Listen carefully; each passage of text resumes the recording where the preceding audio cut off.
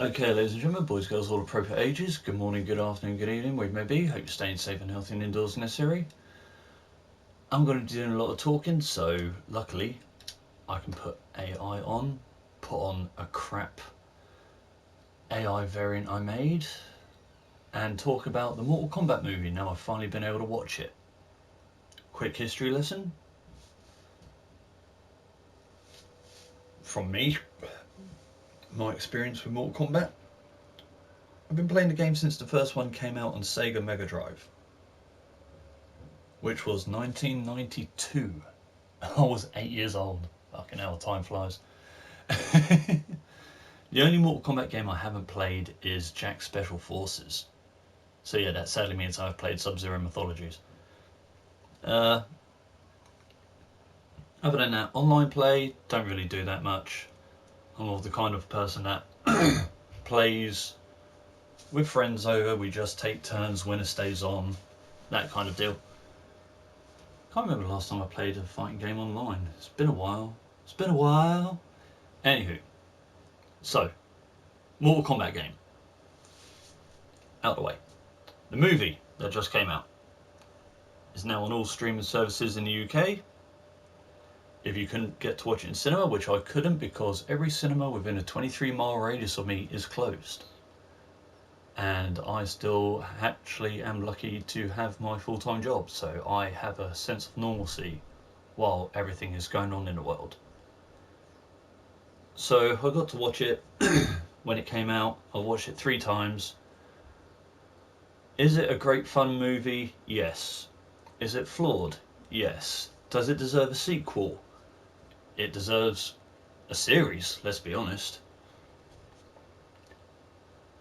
But I'm seeing more and more people, it's getting like mixed and good reviews, but I'm seeing a lot more and more bad reviews coming out now. And a lot of people complaining about there not being an actual tournament. To all you newcomers to the Mortal Kombat series and to some of the veterans, I think I need to remind you of something. In terms of story and game, there hasn't been an actual tournament in Mortal Kombat since Mortal Kombat 9. If you go back and look throughout the story modes, MK9 was the last one that actually had any form of a tournament as such, and that came out in 2011. There hasn't been an actual tournament in the franchise in 10 years. MK Legacy tried to build up to a tournament thing with Legacy Season 2, but it didn't actually have that tournament vibe. They were all just on an island, and the second they saw each other, they're like, right, I don't like you, we're going to fight. And there was a bit of interruptions, a bit of 2v1. And the new Mortal Kombat movie tried doing that, something similar to that at the end, with the last set of fights that all the characters had. So anyone that's complaining and saying the movie's not good because it didn't have the actual tournament, that argument is null and void as far as I'm concerned. The plot of the movie, there was a plot, but the plot was good enough just to roll the action and get the movie moving on. But let's face it, if you're a Mortal Kombat fan, you're not really in it just for the plot. Let's be honest. The plot did hold up. It had its flaws, like I said. The movie does have its flaws, but it was still good and fun to watch. Now, the characters all looked amazing, with the exception of Reptile, because Jesus Christ, did they do my boy dirty. I mean, I know they made him look more like the Deadly Alliance and Deception era looking Reptile, but still, if you're going to put Reptile in a movie, don't go for the worst option out of the bunch. I mean, the fight scene between Reptile, Cole, Sonya, and Kano was great, but damn, did they do my boy Reptile dirty. I was not happy with that. In the sequel, if there's another Reptile, he better look different. But other than that, all the characters looked like they were pulled from the game. Even Kano looked good despite not having the metal plate over the face. But maybe if he's brought back to life for the sequel, which I hope he is, because Josh Lawson did a fucking amazing job, hopefully they fix that metal eye, get it all back in working order. So yeah, the characters all looked great, bar Reptile. The fight scenes, pretty fucking awesome. They were amazing. I love watching those. I'm going to watch it one more time before my rental of the movie runs out anyway, so I'll watch it 4 times before that. Let's be honest though, Nitara was basically just in the movie as fatality bait. All the actors and actresses did a good job in representing the characters. Even Lewis Tan, who played Cole Young, even though he's meant to be like a new character and someone that's brought in for the newer fans or people that have never been a fan of the franchise before, just as like their way into the universe, he did a pretty decent job. His ability did look very Black Panther inspired, I will say that. But if we're completely honest, the plot was pretty much centered mostly on him. I thought we would have more with all the other characters, more time with all of them. They all got their explanations and their backstories pretty much, but it would have been nice if the story was more spread out amongst all the other characters and not just mainly focused on him. But other than that, I thought he did a pretty decent job. But his fight with Goro, let's be honest, if he didn't have literal plot armor, Goro would have ripped him in half several times over before he had discovered his ability. If I were Goro, I would have been like, grab you by the throat, grab your lower half, and just rip. Could have done that multiple times, but he had plot armor. So we've gone over the characters, the representation, the plot, but there were flaws. Some of the dialogue was a bit bogus and cheesy. The way some of the characters got their abilities was very sus.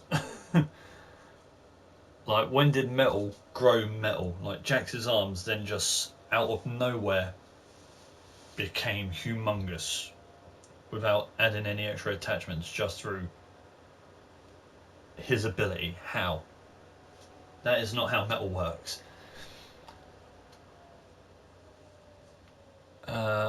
Sonya got hers almost immediately after killing Kano.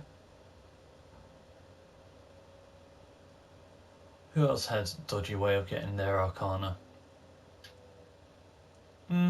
They were pretty certain. I mean, we never saw how Cabal got his. I'm guessing Shang Tsung just blessed him.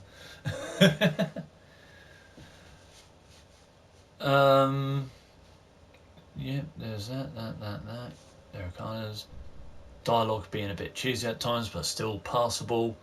Raiden was a bit of an arsehole, if I'm honest. Just talking down to everyone half the time till the very end. And they kind of missed that part out. I'm not sure how far into the Mortal Kombat universe this movie was, because Raiden was referred to as an Elder God a couple of times, but it's just meant to be the Thunder God and Defender of Earthrealm, so that was a bit confusing at points. There is something I wanted to say, I can't remember what the fuck it was. Yeah, that's it, Sub-Zero. How is he centuries old? My video game lore is a bit rusty, but how the hell is Sub-Zero centuries old without aging one bit? Why is that never explained, ever?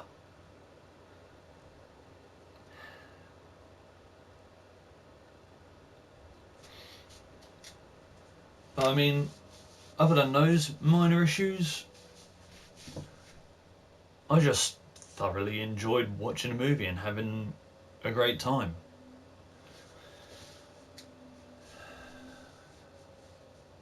And yeah, that's pretty much all I've got to say about my opinion on the movie, both its flaws that either confused me or I didn't agree with in total.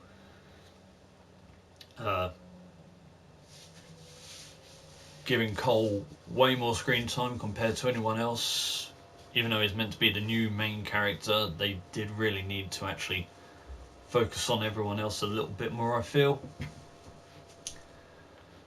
But yeah, overall, I thought it was a great fun movie.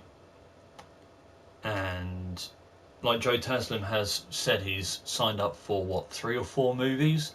So if he comes back, if they do greenlight a sequel and he comes back as Noob Saibot, who is playing right now, thank you AI, how much more terrifying can this man be? Because when he showed up as Sub-Zero on screen, you knew shit was going down. You knew something was about to be broken. Yeah, Joe Taslim and Josh Lawson as Sub-Zero and Kano were the 2 standouts of the movie as far as I'm concerned. They were fantastic. And I hope to see them in the sequel, with Joe Taslim returning as Noob Saibot. But if that's the case, then we have to bring in Quan Chi. And Shang Tsung said at the end of the movie, the next time you see him, he will bring armies. So will we see Baraka with a bunch of Tarkatans? Because that would be pretty dope. Will we see more Shoguns? Will we see Kintaro or Shiva? I still think for the sequel, obviously Noob Saibot, Johnny Cage, but Quan Chi and Baraka need to be in the sequel. My only concern is now, with Sub-Zero having been centuries old at this point, how are they going to bring in Kuai Liang as the next Sub-Zero?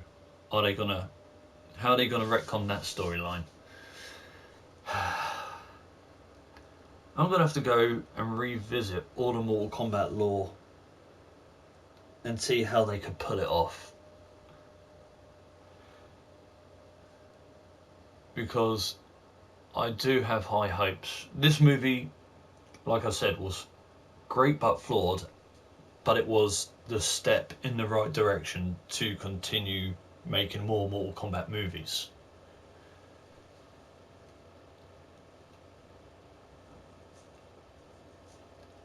So yeah, everyone that's still bitching and moaning and crying about there not being an actual tournament, get over yourselves, there hasn't been one in nearly 10 years. Other than that, I look forward to seeing what the future of the MK movie universe can be, and I shall see you all later.